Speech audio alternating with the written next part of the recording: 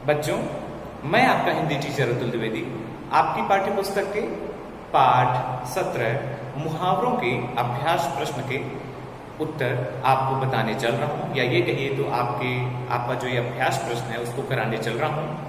बच्चों, इन अभ्यास प्रश्नों को करने के पहले आइए हम मुहावरों के बारे में फिर से थोड़ी सी जानकारी प्राप्त करें, या एक तरह से कहिए कि रिवीजन कर लें कि आखिर मुहावरे कहते किसे। तो बच्चों, कुछ निश्चित कुछ शब्द समूह होते हैं, ठीक है, जिनका प्रयोग एक विशेष अर्थ में होता है। क्या होता है बच्चों? कुछ शब्द समूह ऐसे होते हैं जिनका प्रयोग हम कब करते हैं बच्चों? एक विशेष अर्थ में करते हैं, ठीक है। उन शब्द समूहों को हम मुहावरा कहते हैं, या उनको मुहावरे हम कहते हैं, ठीक है बच्चों। अब आइए हम क्या करें कि अभ्यास प्रश्नों पे चलें और इनके उत्तर देने का प्रयास करें। हम देखते हैं कि हमारा ये अभ्यास प्रश्न में प्रश्न पूछने का पहला प्रकार है। ये पहला प्रकार है कैसा बच्चों? पहले प्रकार में प्रश्न पूछने का तरीका यह है कि दिए गए मुहावरों का उनके अर्थ से मिलान करना। मतलब इधर मुहावरे दिए गए हैं, ठीक है, ये क ख ग घ ये मुहावरे दिए गए हैं। हमें क्या करना है बच्चों? इन मुहावरों का मिलान इधर दिए गए इनके अर्थों से करना है। ये जो इनके अर्थ दिए गए हैं इनसे करना है। हमें ये ध्यान देना है कि जो इधर दिए गए मुहावरे हैं उनका सही जो है अर्थ इधर कौन सा है, वहीं पे हमको उनको मिलान कर देना है या मिला देना है। तो आइए देखते हैं। क है अंगूठा दिखाना। क्या है बच्चों? अंगूठा दिखाना ये है। तो अंगूठा दिखाने से तात्पर्य बच्चों यह है, क्या है? इधर हम पहले पढ़ते हैं बहुत प्यारा होना। अगर कोई हमें अंगूठा दिखाता है तो क्या उससे हम बहुत प्यार करते हैं, या वो बहुत प्यारा होगा हमारा? नहीं होगा। तैयार होना? बिल्कुल भी नहीं। मुश्किल लगना? बिल्कुल भी नहीं। साफ बना कर देना। बच्चों, आप सब अच्छे से जानते होंगे कि जैसे मान लीजिए कोई आपका मित्र है, ठीक है, आपने अपने मित्र को कहा कि मित्र आइए चले हम दोनों मिल करके ये काम कर लें। तो आपके मित्र ने क्या किया? आपके दोस्त ने क्या किया? उसने आपको अंगूठा दिखा दिया। अंगूठा दिखाने से तात्पर्य है बच्चों कि साफ मना कर देना। मतलब वह आपके साथ काम करने से उसने मना कर दिया, वह आपके साथ काम नहीं करना चाहता, उसने आपको अंगूठा दिखा दिया, ठीक है। तो इसका मिलान हम ये कर देंगे, कहां से? साफ मना करना। साफ मना कर देना, यह क्या हो जाएगा? अंगूठा दिखाने का ये अर्थ हो जाएगा, ठीक है बच्चों। जैसे रमेश ने श्याम को अंगूठा दिखा दिया। अंगूठा दिखा दिया का मतलब है कि वह किसी कार्य के लिए उसे मना कर दिया, ठीक है। ये दूसरा हम ख देखते हैं कि नानी याद आना। नानी याद आना से मतलब होता है बच्चों कि जैसे मान लीजिए हम इसको अपने वाक्य में प्रयोग करें, ठीक है, तो शेर को देखते ही श्याम की नानी याद आ गई। मतलब श्याम को क्या हुई? नानी याद आ गई।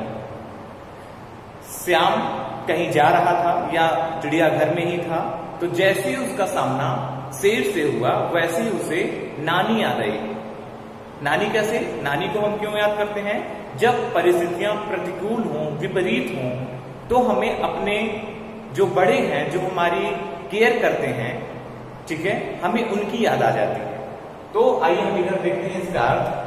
बहुत प्यारा होना? बिल्कुल भी नहीं। तैयार होना? ये भी नहीं होगा। मुश्किल लगना? मुश्किल लगना से मतलब यही है कि जैसे ही हमारे सामने अगर शेर अगर आ जाएगा, ठीक है, तो हमें एक तरह से हम मुश्किल हालातों में पड़े हैं, ठीक है, हमारे सामने विपत्ति खड़ी है, ठीक है, शेर हमें खा सकता है, तो इसलिए हम विपत्ति में पड़े हैं, मुश्किल में पड़े हैं। इसलिए नानी याद आना का मतलब हो जाएगा मुश्किल लगना। मतलब अगर कोई किसी भी काम को अगर हम कर रहे हैं और वह काम दुष्कर है, वह काम कठिन है, तो हम अक्सर क्या करते हैं बच्चों? अपनी मम्मी को याद कर लेते हैं, अपनी नानी को याद कर लेते हैं। जैसे मान लीजिए आप ही हो, आपको अचानक से सांप दिख जाए तो आप कहते हैं कि क्या अपनी मम्मी को याद करते हैं, ये मम्मी मतलब मम्मी को पुकारते हैं, पापा को पुकारते हैं, नानी को पुकारते हैं, तो नानी याद आना का जो अर्थ होगा वह होगा बच्चों मुश्किल लगना। अब आइए देखते हैं तीसरा ग। तीसरा ग है कमर कसना। कमर कसना का तात्पर्य बच्चों यह है कि अगर हम इसको अपने वाक्य में प्रयोग करें तो वाक्य में इस तरह से हम प्रयोग कर सकते हैं बच्चों कि मैदान में श्याम ने, ठीक है, क्या कर ली है, कमर कस ली है। मैदान में क्या कर ली है बच्चों, श्याम ने कमर कस ली है। कमर कस लेने का मतलब है कि मैदान में वह तैयार हो गया है। क्या हो गया बच्चों, तैयार हो गया है। तो बहुत प्यारा होना ये भी नहीं होगा और तैयार होना ये होगा। कमर कसने का मतलब है बच्चों तैयार होना, किसी काम के लिए तत्पर हो जाना, तैयार हो जाना, या किसी काम के लिए अपने आप को सज्ज कर लेना, तैयार कर लेना। तो ये हो जाएगा कमर कसना, इसका अर्थ हो जाएगा तैयार होना। क्या हो जाएगा बच्चों, तैयार होना। अब आइए आगे देखते हैं। अगला हमारा चौथा है घ। घ क्या कह रहा है बच्चों, आंख का तारा। आंख का तारा ये क्या है, मुहावरा है। अगर इसका वाक्य प्रयोग हम अपने वाक्य में करें तो हम देखते हैं कि श्याम तो अपनी माँ को या माँ के आंखों का तारा है। क्या हो सकता है बच्चों, श्याम तो अपनी माँ के आंखों का तारा है। आंखों के तारा होने का तात्पर्य यह है बच्चों कि अत्यधिक प्रिय होना, ठीक है, कि श्याम अपनी माँ को बहुत ज्यादा अच्छा लगता है, ठीक है। श्याम की माँ श्याम को बहुत ज्यादा प्यार करती है, ठीक। तो बहुत प्यारा होना यह आंख का तारा होने का अर्थ हो जाएगा। तो हम इसका मिलान ये इधर बहुत प्यारा होना, बहुत प्यारा इससे करते हैं, ठीक है बच्चों। ये हो गया। क्या है, अंगूठा दिखाना। अंगूठा दिखाना मतलब साफ मना कर देना। नानी याद आ जाना। नानी याद आना मतलब अगर विपत्ति हमारे सामने पड़ी है तो हमें अपने बड़े जो हैं वही याद आते हैं, तो नानी याद आना का मतलब होता है कि मुश्किल लगना। कमर कसना, कमर कसने का तात्पर्य है कि किसी भी काम के लिए तैयार हो जाना, तो ये हो गया तैयार होना। आंख का तारा होना मतलब अगर कोई किसी के लिए, कोई किसी को बहुत ज्यादा प्रिय है या प्यारा है तो वह क्या होगा बच्चों, आंख का तारा कहा जाएगा। तो आंख का तारा होना इसका अर्थ हो जाएगा बहुत प्यारा होना। अब आइए हम प्रश्न के दूसरे प्रकार पे चलें। तो प्रश्न का जो दूसरा प्रकार है बच्चों वह यह है कि दिए गए वाक्यों में प्रयोग किए गए मुहावरे पहचानिए और लिखिए। मतलब प्रश्न यह कह रहा है बच्चों कि जो दिए गए वाक्य, ये नीचे की तरफ वाक्य जो दिए गए हैं क, ख, ग, घ, अंग, ये जो वाक्य दिए गए हैं, क्या करना है बच्चों आपको, वाक्य ये प्रयोग किए गए, इन वाक्यों में प्रयोग किए गए जो मुहावरे हैं, क्या करना है, मुहावरे हैं, हमें पहचान करना है कि वो कौन से मुहावरे हैं जो इन वाक्यों में प्रयोग किए गए हैं। और क्या करना है बच्चों, हमें पहचान करना है और उन मुहावरों को लिखना है, ठीक है, इसी के नीचे लिखना है। तो आइए देखें, कह रहे हैं हमारा आज के नेता अपना उल्लू सीधा करने में लगे रहते हैं, ठीक है।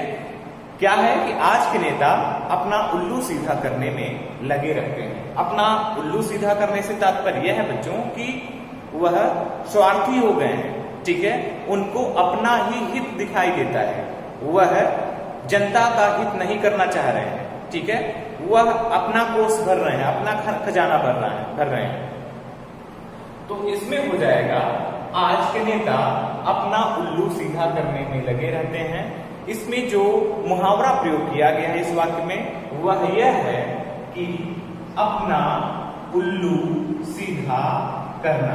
क्या हो जाएगा बच्चों, ये है, यहां से यहां तक ये मुहावरा है, ठीक है।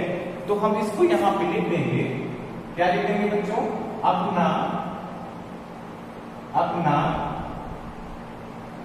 उल्लू सीधा करना। क्या, अपना उल्लू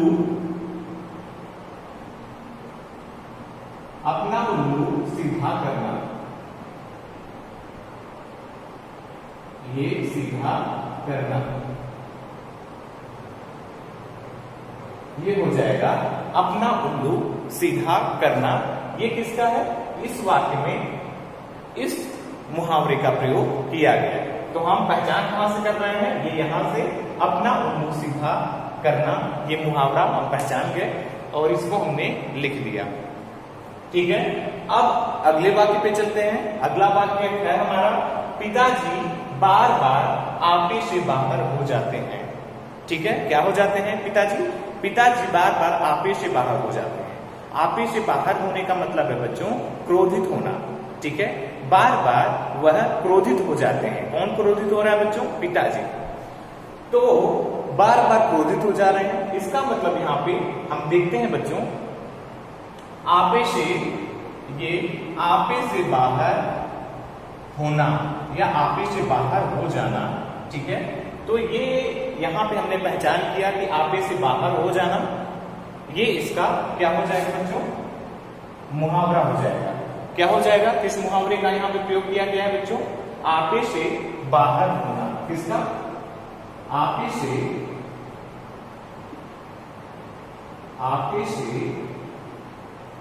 बाहर होना।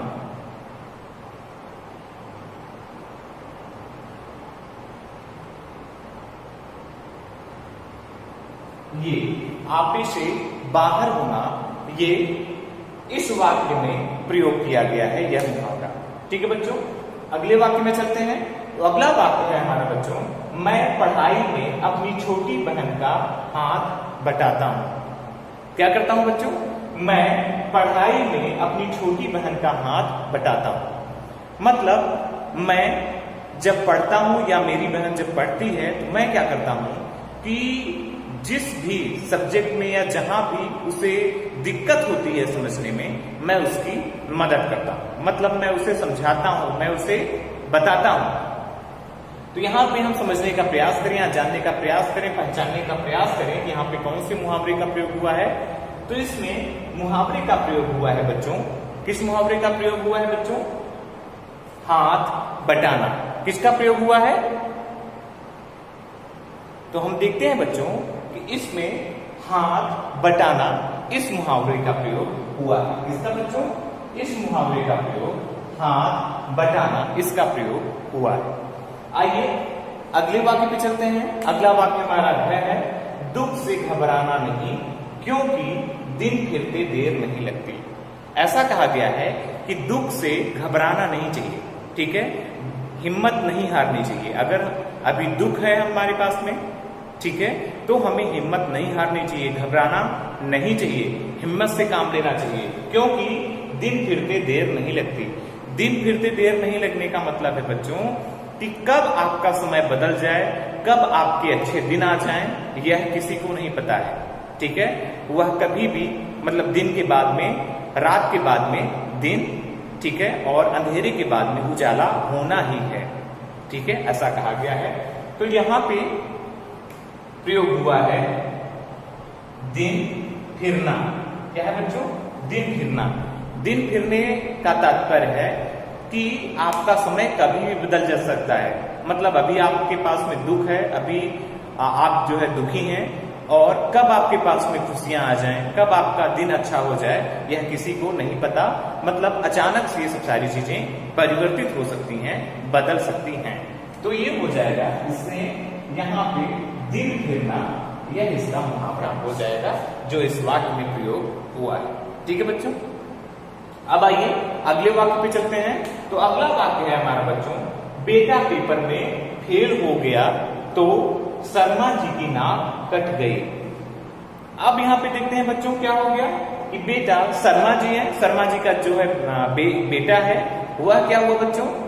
वह एक पेपर दिया था, उस पेपर में वह फेल हो गया तो शर्मा जी की नाक कट गई। नाक कट जाने का मतलब यह नहीं है कि चाकू से नाक कट गई उनकी, ठीक है, कट गई, ऐसा नहीं है, बल्कि यह है कि उनकी नाक कट जाने का मतलब है कि उनकी इज्जत चली गई। इज्जत चले जाने से मतलब यह है कि जो वह क्या करते थे, अपने बेटे की बड़ाई करते फिरते थे, अपनी बड़ाई करते फिरते थे, ठीक है, वो क्या हुआ, समाज में उनकी नाक कट गई। मतलब कि वह जो है, उनकी जो इज्जत थी वह चली गई।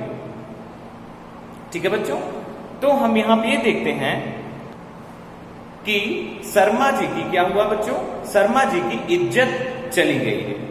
तो ये देखते हैं कि नाम कट जाना, ये जो नाम कट जाना है यहां से हम पहचान करते हैं कि नाम कट जाना ये क्या है बच्चों, मुहावरा है जो इस वाक्य में जिसका प्रयोग हुआ है।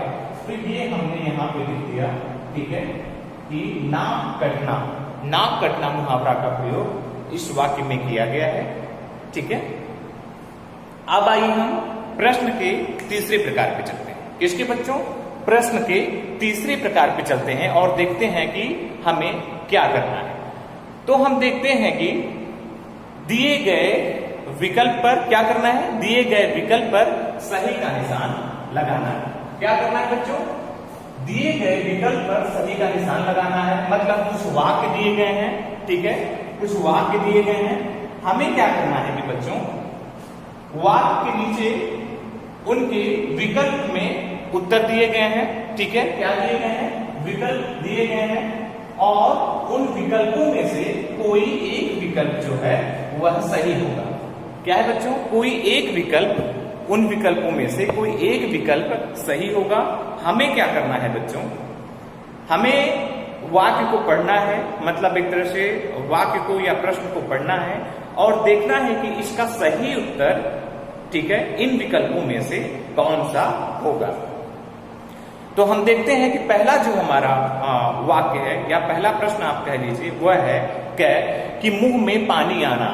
मतलब आप देख रहे होंगे कि दिए गए यहाँ पे कुछ वो दिए गए हैं, प्रश्न दिए गए हैं, ठीक है, या मुहावरे दिए गए हैं।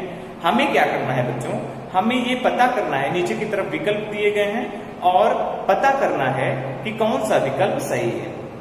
तो हम देखते हैं कि मुंह में पानी आना, क्या है बच्चों, मुंह में पानी आना।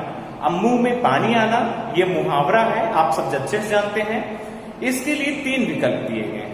कितने बच्चों, 3 विकल्प दिए गए हैं। जैसे मुंह में पानी डालना, मुंह में पानी होना और ललचा जाना। क्या है, मुंह में पानी डालना, ललचा जाना और मुंह में पानी होना। अब इसमें से देखना है कि ये जो मुहावरा है मुंह में पानी आना, इसका अर्थ, ये जो 3 जो है विकल्प दिए गए हैं इनमें से सही अर्थ इसका क्या होगा, मुंह में पानी आना।